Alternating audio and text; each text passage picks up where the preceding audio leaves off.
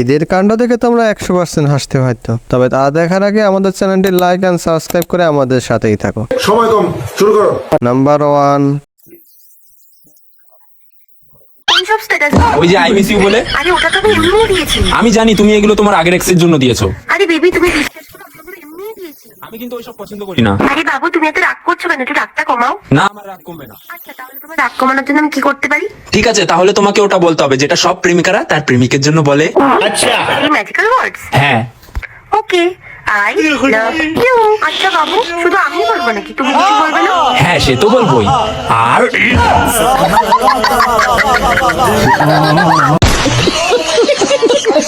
number 2,